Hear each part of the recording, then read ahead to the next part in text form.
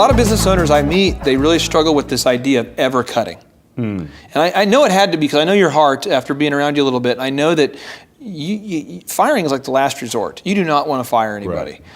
Was it hard for you when you're building Carver? I mean, you're passionate about helping these kids. You're putting your money into it, your time, your energy. You and your wife are working there, talking about it at the dinner table. Right. You're thinking about it while you're taking a shower. I mean, it becomes a big thing. Right. And when you have to cut somebody, is that hard? It's not hard if you think that you're doing the best for that person. I mean, because sometimes it's not a fit. They're not going to prosper in that situation. You're not going to prosper as an organization. So you're not doing them any favors by letting them linger on in a situation where they're not making themselves look good. And you don't have, this isn't just you being like Dave Robinson mentor. You literally have no dissonance about this. It's a black and white thing for you. It really is. I mean, I feel like I'm trying to give them the best opportunity to be successful. That's my job as a leader. I bring them in because I think they can be successful in my organization. And if they can't, it doesn't do them any good. I felt so guilty so often, Dave. Well, I felt like I was, you know what I mean? I would feel like, gosh, I remember specifically, Dave, I was like this guy, and he was working for us, and he worked so hard. Yeah, well, there are many situations where a person's situation, where they don't have other options, or this is their one chance to do something, or at least in their opinion, it's their one chance to make some money and be it's very difficult. It can be very, very difficult. But in the long run, you have to know that it's the best thing for them and for you. What if they're family?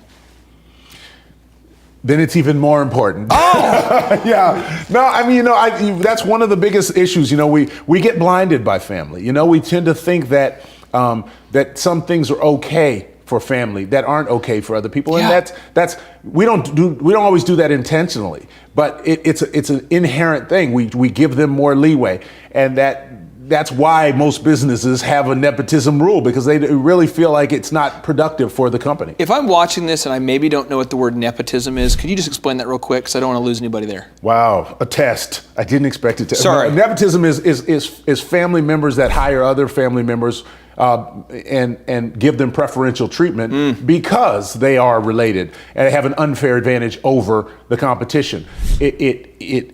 It hurts real competition when you have a bunch of qualified people out there and you choose someone from your family.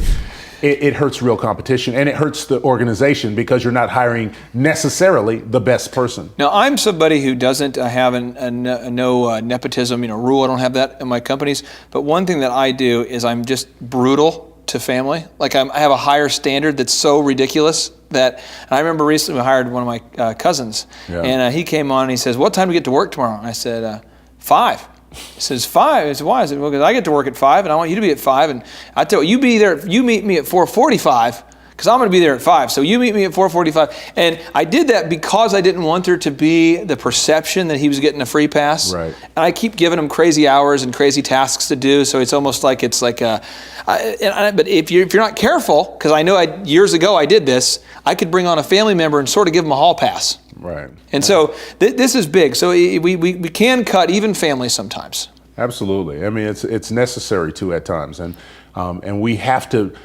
understand that the life of the business, the mission of the business, it comes first. It always comes first. If we're in business, we have to build it. Let's take the Spurs for an example. Were there times where a player had been very successful in a given role, and because of the makeup of the team, Coach Popovich would sit down with maybe the player and say, "Hey, we're going to move you to this new role on our team, or we're going to trade you"? Did that ever happen? All the time. Yeah, absolutely.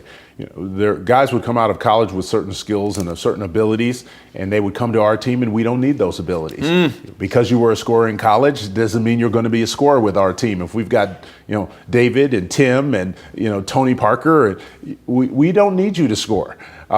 We may need you to rebound and defend, and so. Yes, there are many times when you bring somebody in and you're not necessarily putting them in their strength, but you're putting them in a situation where they can help your organization. Now, eventually, you would like to have them in their strength, but yeah, we all have to adapt.